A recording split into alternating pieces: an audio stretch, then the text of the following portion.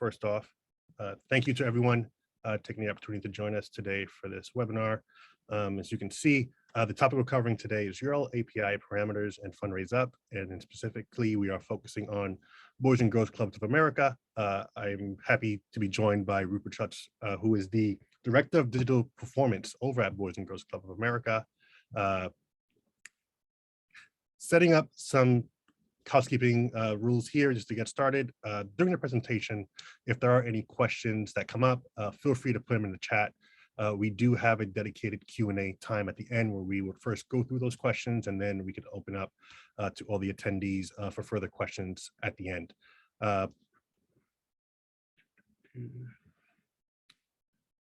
And at the end of the Q&A, obviously we'll be able to use the raise hand feature to address any other questions that come up. But for now, we're going to jump right in. So first off, what are URL API parameters, right? And why are they so important?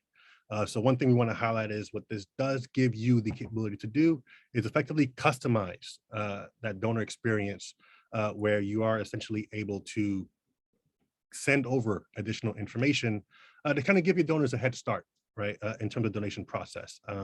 You can see here, most of us here are all familiar with the Fundraise Up checkout experience. So effectively, you are able to send over data points like first name, like last name, and email address to give your donors a head start where we're effectively speeding up or improving that efficiency regarding that donation experience, right? You'll see here we have an example of a standard donate link.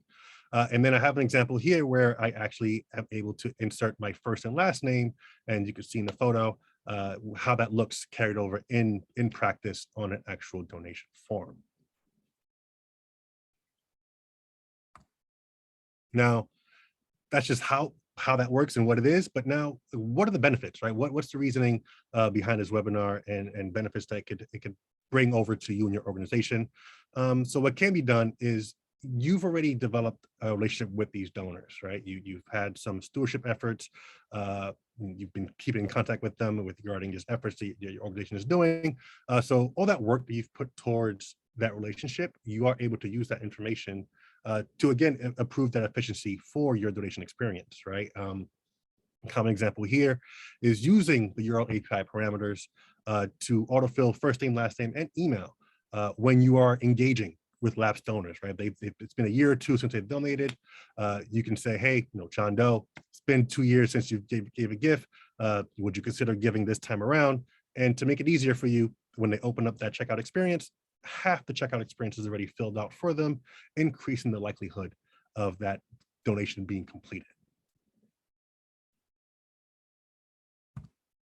Now we're going to go over just some data points that can be sent over, right? This is a pretty exhaustive list, but they all have their benefits and their own use cases, right? So we've touched upon first name, last name, and email. You can also send over pre-filled amounts, right? So if you're focusing or have marketing around certain impacts of certain donation amounts, you can mention, hey, John Doe, would you consider giving $50 for this cause that we're focusing on this month? You can have that already be filled over and carried over into the checkout experience. Right? Modify amount. Modify amounts usually really helpful in terms of offering the donor the opportunity to change that giving amount, right? Maybe you want to start off with 50, but be open if they want to give less or more. So with that modify amount, your API, you can decide, well, no, we want everyone to give 50, or yes, let them be able to change the giving amount. Right? Recurring frequency, right? It's a big deal for all of our organizations. So you're able to pre-select whether you want the donor to see, or potential donor to see, whether we're starting off as a one-time gift or a monthly gift, right? Same theory when it comes to destination ID, in terms of, do you want to pre-select that designation for them, right? And for orgs that offer maybe multiple funding opportunities, if you're sending out a certain targeting email focusing on one specific area, you can use your API to limit that and actually pre-select that designation for them. Modify designation, similar to modify amount, where you can let the donor pick and choose if they want to change that designation. Tribute honoree, right? You're able to pre-fill that tribute field for the donor and on their behalf, right? Common example would be if you have an appeal for Mother's Day, go out, you can use a URL API to have tributee honoree equal mom, and just have a generic, right? Say, hey, I'll give in honor of your mom, give in honor of your dad for Father's Day. And then success URL, it's a little more complex, but if there is a dedicated landing page where you want to send the donors after they've completed their transaction or their donation, you can send them to a different URL, whether it's on your website or off your website. You can use URL API parameters to send that information, to send them to that URL. Keep in mind, we know that Fundraise Up does not offer email capabilities, so you're using external email platforms for this. Most email platforms, whether it's MailChimp, Constant Contact, or any other, most of them have a built-in functionality where you are able to generate an Excel document or any other document to send this information over to have that pre-fill and carry those URL API parameters over. Something to keep in mind as well, all these parameters, case sensitive. The way they're listed here is the way they have to be listed in the URL for that to be picked up by Fundraise Up, right? So something you want to focus on. Designation ID, as you can see here with a capital D, will not be picked up. So this case sensitive, something to be mind of, something to keep in mind when setting up URL API parameters. So now I'm happy to pass this along to Rupert to cover his direct experiences with this URL API parameter functionality and how it actually impacted the work he was doing over at Boys and Girls Club of America. Awesome. Thank you, Anthony. Thanks everyone for having me. Just real quickly, as Anthony said, there will be time for questions at the end. I'm going through these slides quickly, so just buckle up. We're going to have fun together. There will be time. We'll answer any questions you have either at the end of the webinar or afterwards. Before we jump kind of into the feature, I wanted to focus a little bit more on the why. And the why is it reduces donor friction. Last week, this is a real life example. Last week, I got a really nice email series from a nonprofit. And this isn't necessarily to critique the nonprofit. We don't want to do that to our friends, but really view it in a lens from our donors' perspective and what's going on. So I get this email. We spent a lot of time thinking about campaigns, copy, graphics, and they kind of forgot the end point. That's what do we want the donor to do? We want the donor to donate, and we want to make that as frictionless as possible. And they kind of got in their own way with this, that they sold me on this $35 can help provide essential reliefs. So I'm sold. I can budget $35, can't give a lot, but I know $35 is my point. Click on that 35 and I get to the donation form on the right. That $35, number one, isn't pre-populated in the form, and number two is not even in the gift array. The lowest amount is $75, which is over twice as much as I wanted to give, and now I'm just frustrated. Remember, this is a separate page. I'm not looking at this email right next to my donation form, so I'm just confused. All these amounts mean anything? What were the amounts again? And I'm gonna bounce really quickly. They sent another email in the series doing, next slide, please. Same deal. They did a button, give now, give monthly, promoting monthly giving. Great strategy. As fundraisers, we all know that monthly donors are going to give more through the year and have a higher lifetime value. We should be promoting monthly giving. Where the strategy failed was actually on the execution. When you click that give monthly button, it actually defaults to one time. You already sold me on monthly giving. Now I'm looking at one time and the donation amounts are high for that amount. $75 is $900 a year. That's a pretty big gift. That's gonna cause friction people to balance. This is not a Fundraise Up form, by the way. When you click the monthly, those amounts did not change, which is a little rough.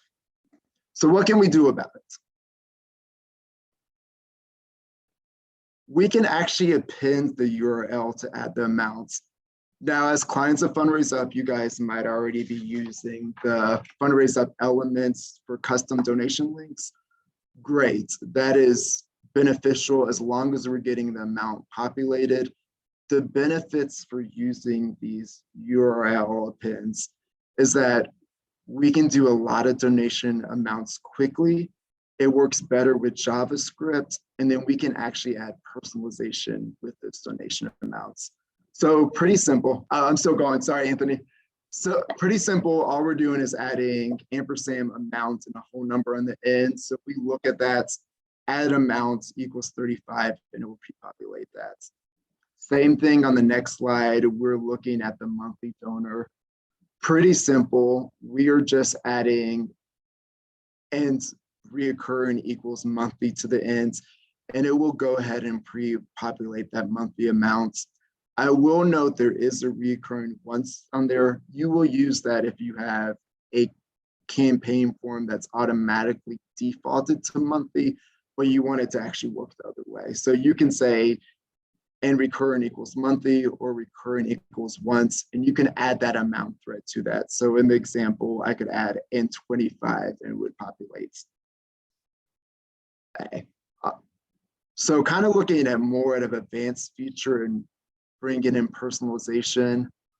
Our highest converting email last year was a campaign we did in December.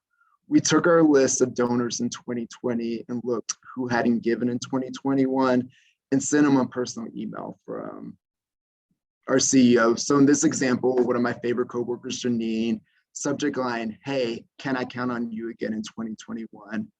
We pulled in her last year donation amount of $75 that now if she clicks that first sentence, 75 will pre-populate in the donation form.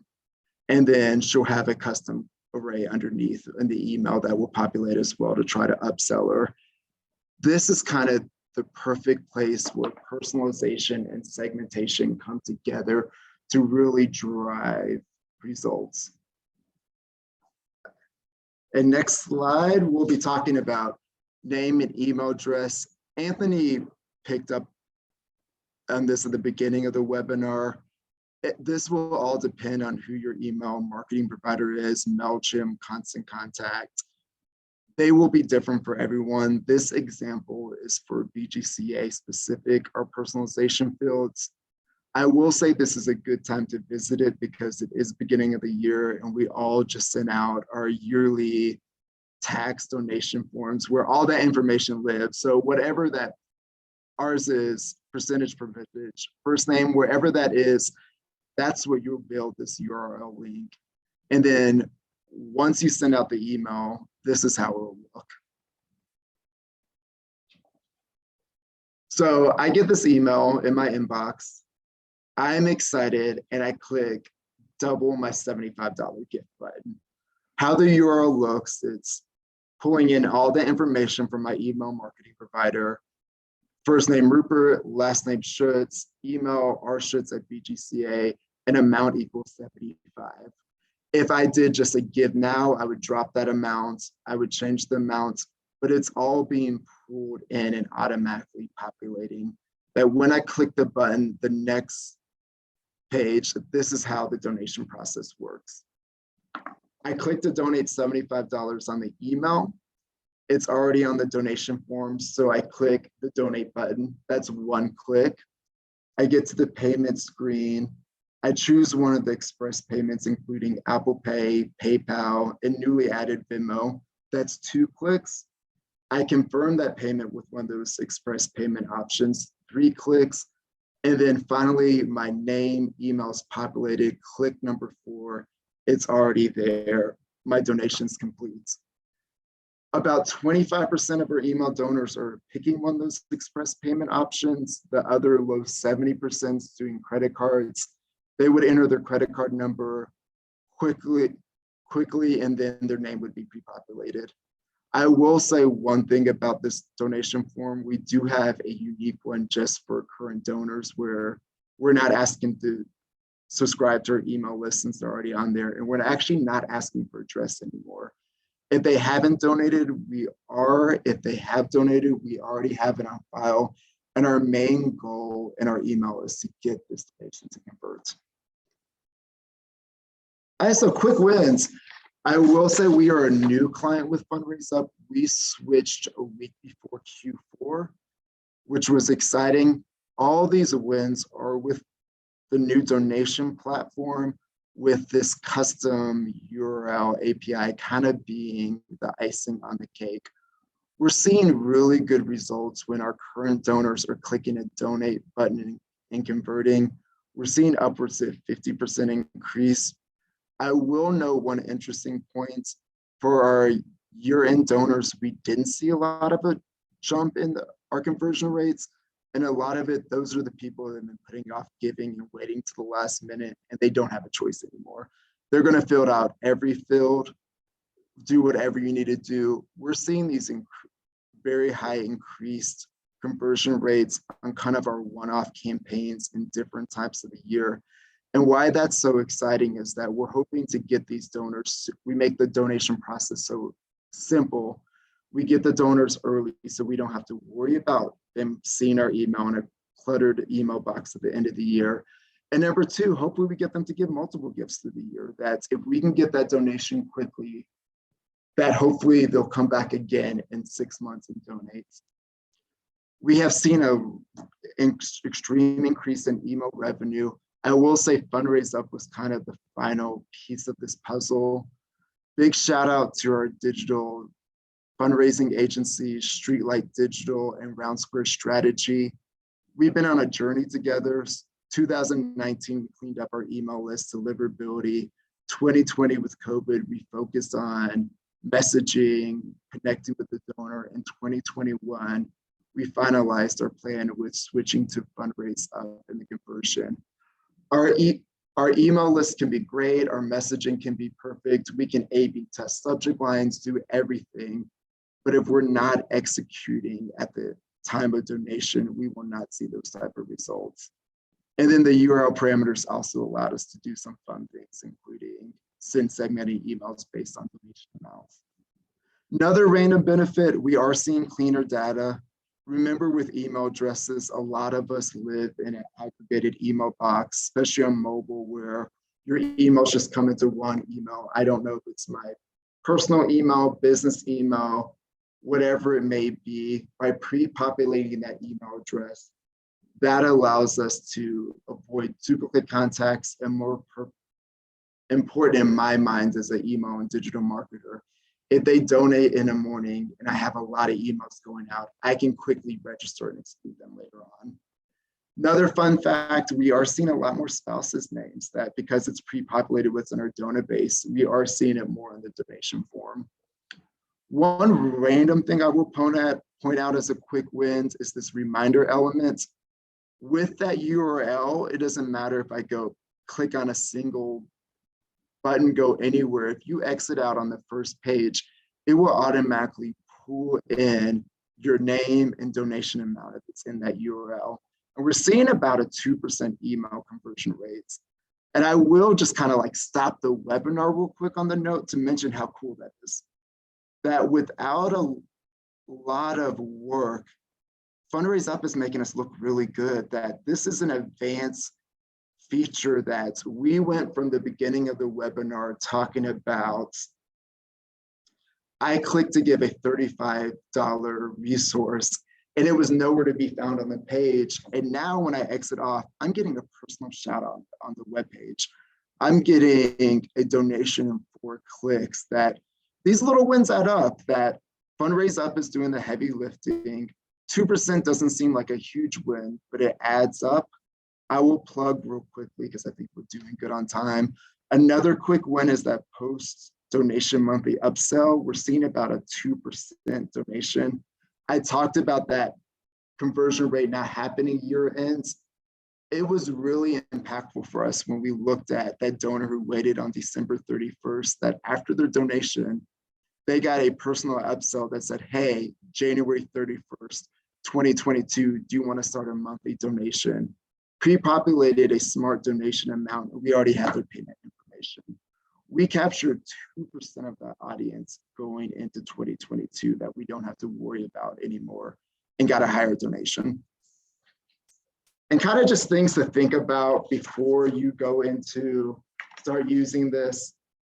Always test. That this is personalized fields. Take a look, test once, test twice, test again. Always check your fallback logic. this is an area that we'll see pre-populate. Hey friends, thanks for being a donor. Whatever your fallback logic is, we don't want that necessarily in the personalized field. And you might want to segment your list differently because of it. Our donors, I know we have the first name, last name, email address. I feel comfortable adding those URL parameters to their string. If they signed up for a newsletter where we only provided their email, I might only add the email address and allow them to actually pre-populate or to populate their name themselves on that. But you can kind of strategically look at how you use this and use it differently for other audiences. Again, we flag this, but just to flag one more time, personalization fields are different for each email marketing service. Don't use the ones I use the ones that work for you. And then always consider privacy consideration, what your donor privacy statements say. Fundraise Up doesn't allow you to do pre-populate addresses. Technically, it's possible. It's a privacy concern. So for name, email address are kind of baseline, but it would depend on you. And then again, test.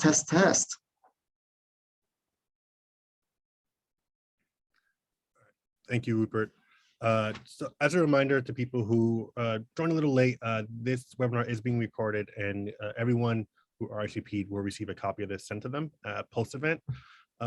Rupert, I do have some questions in the chat if you're ready to jump in some Q&A. Yeah, let's have some fun. So Whitney was asking, where specifically can you share where you were pulling your data from regarding the URL API parameters in terms of the first name, last name, and email with your email provider? Like what were you using to set up and have kind of that data set to pre-fill those? Yeah, so I will say you don't necessarily need a CRM to do it. We do have one. So when they donate, we use Salesforce. When someone donates, Fundraise Up will sync that to Salesforce that then pushes it into our email marketing provider. If you don't have that, you can manually upload this information. If you don't, depending on your size, if you have a CRM, you can export first name, last name, email address, last donation amount, and upload it into a custom SIM file. If you're not at a point where you have a CRM and keeping a spreadsheet, you can export your donor. Let's say you're just emailing donors, digital donors, you can export that information out of Fundraise Up and import it directly into MailChimp, Constant Contact. We do use our CRM as a pass-through, but I have done it the old-fashioned way plenty of times. Nice. And just going to reemphasize, with each email platform, there's going to be a different workflow, right? Well, you can use Fundraise Up or your existing CRM to pull that and have that data set ready. But then obviously when it's time for execution, it might vary from platform to platform regarding how they actually want that data formatted and processed for those targeted emails. Second question. Someone's looking for some instances in which you'd want to use the URL API to override our AI suggested amounts and just the campaign settings. Rupert, I could address this one. In most cases, and feel free to jump in if there's anything else that you want to add regarding what you guys are doing at Boys and Girls Club of America. So in terms of Fundraise Up's AI, we know it's helpful regarding just regular call to actions to donate. However, if marketing or if the direction you're heading focuses on direct impact and quantifying that to a specific dollar amount, right? An example Rupert showed was $35 helps you, feed 1 or 2 people. Though that's the ideal use case in which you'd want to use the URL API parameters to focus on those giving amounts, right? You don't want to confuse the donor and list the impact on the email, but then not have that carried over into the donation experience.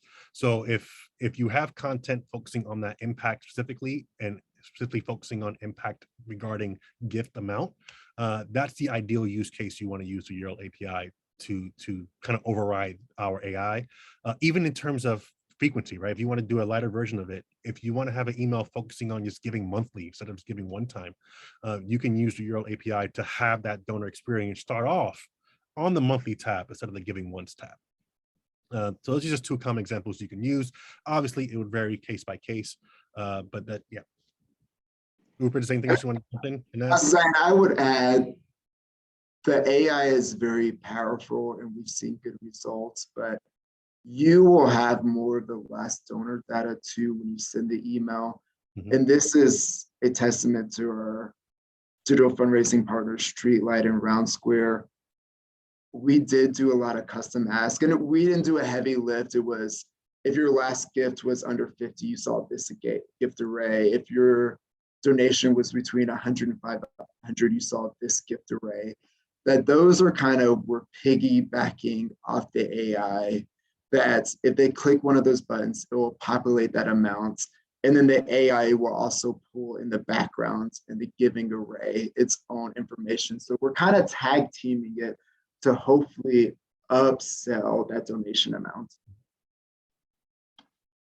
Okay, great.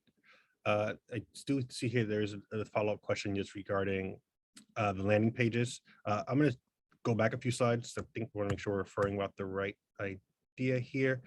So regarding some of the screenshots that are included in Rupert's slides, if you're referring to just these landing pages, these are actual emails going out, right? So it's a reminder of the beauty about Fundraise Up is there is no need for a dedicated landing page if you don't already have a dedicated donate landing page.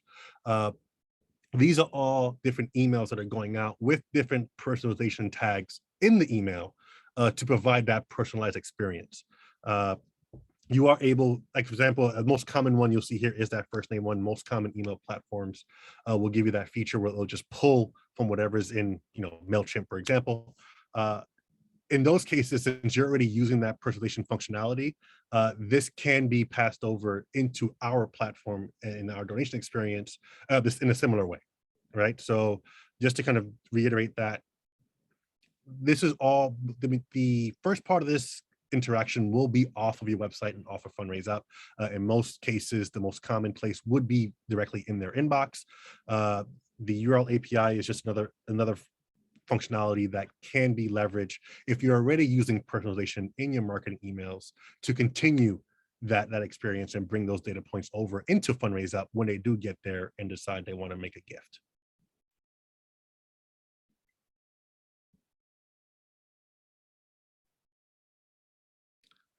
Those are all the questions we had currently in our Q&A.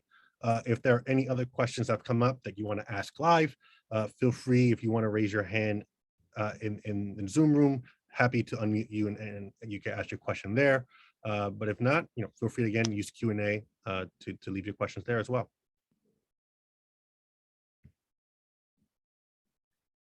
We do have about 10-15 minutes still of running time. So if we want to make sure we use this time accordingly.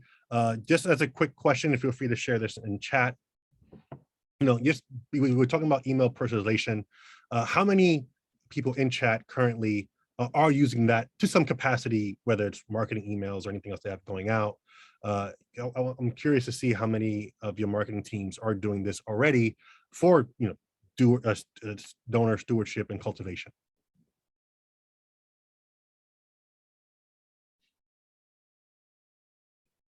Okay. See, saying we do some.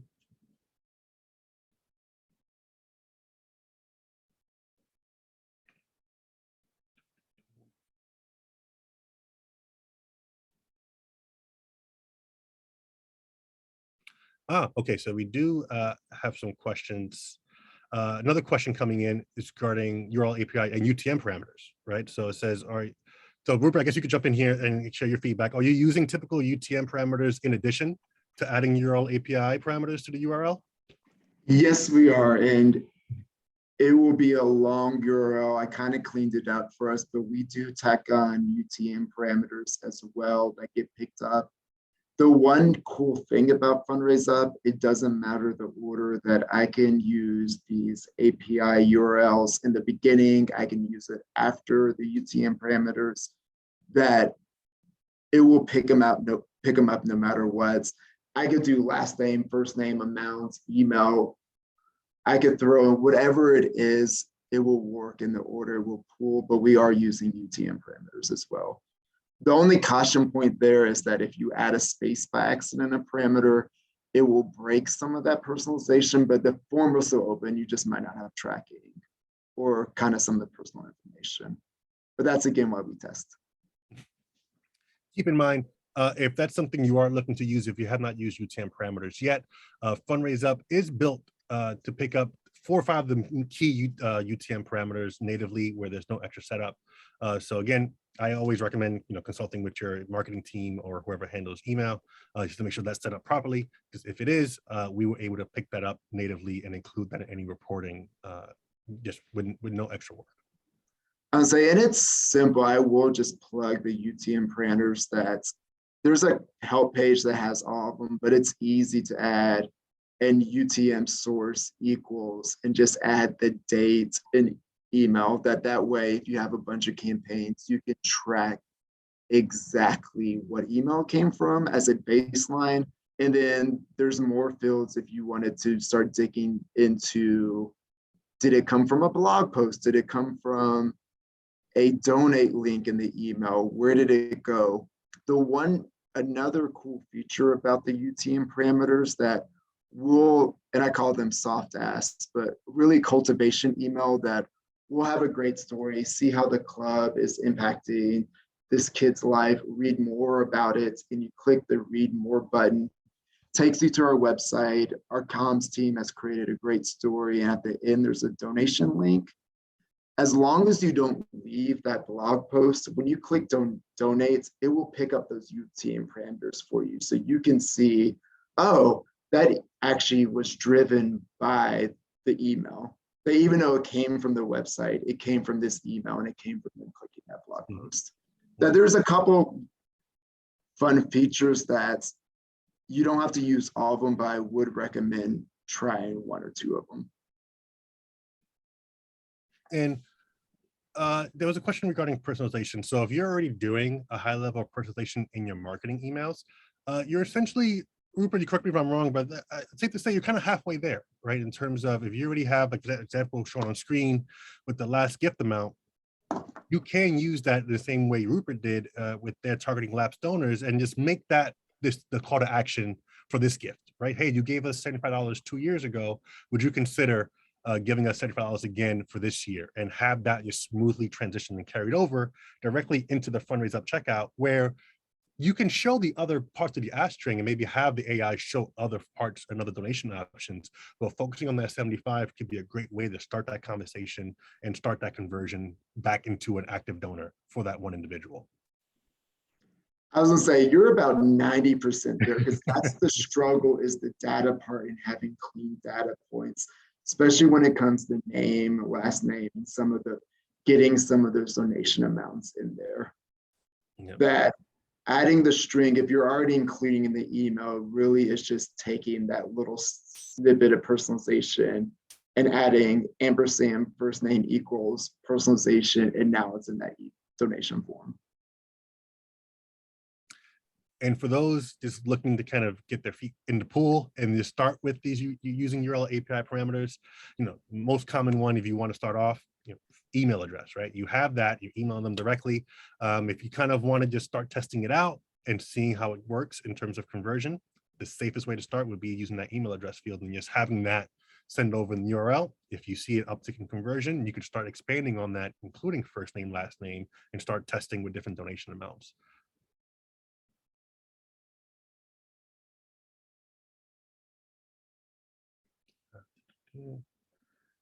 I see that there were some people that are still looking to explore. They mentioned in chat that are looking to explore this opportunity. Just again, really quick question, just based off the description and things you learned today, how likely would you say you feel more confident, one, talking about URL API parameters, and two, possibly implementing this into your next appeal, maybe over the summer?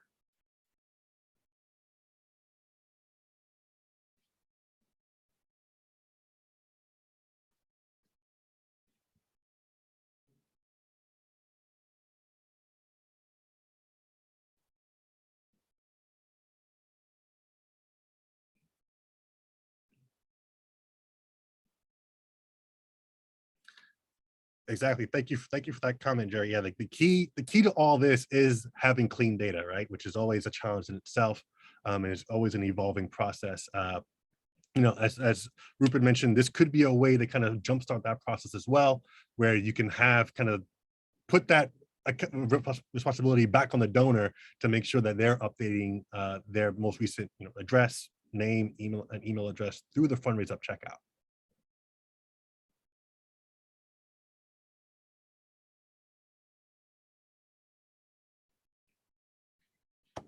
Exactly. So Say, go ahead, we Rupert. try it out. The good news is if something messes up on it, it's still going to bring up the donation form.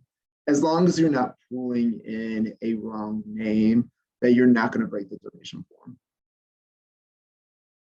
That the biggest danger is pulling in the wrong information and upsetting someone. That as long as you know if it's clean, start with the email. If you formulate it wrong, your website and the form are the first things on that URL, and that's what will get picked up. And anything after the ampersand, if it's wrong, won't hurt anything. Yeah, thank you for that, Rupert. Something to emphasize: you're not risking alienating any potential donors with this while you're still learning and figuring everything out. I am seeing some comments saying that some people are trying it now, so I'm excited to see that. Keep in mind, something I do want to highlight is something that Rupert mentioned in passing when he was talking about how he handles active and current donors. Maybe think about a way to use this would be, if you're targeting donors who've given in the past 6 months, you already have their mailing address like Rupert had, maybe consider creating a secondary campaign, doesn't ask for it again, as a way to test out this URL API parameter with different data points, right? You might use that to just focus on email as a quick test run, right? And see how that carries over and how that impacts experience. Also keep in mind, as a Fundraise Up organization and customer, you do have access to your customer success manager, and other team members here at Fundraise Up. So obviously this isn't the only time we will cover this topic. Always feel free to bring it up with your Fundraise Up contact to learn more about this in a one-on-one session, right? It gives us the opportunity to learn more about your use case and your situation and tailor a solution to meet your needs.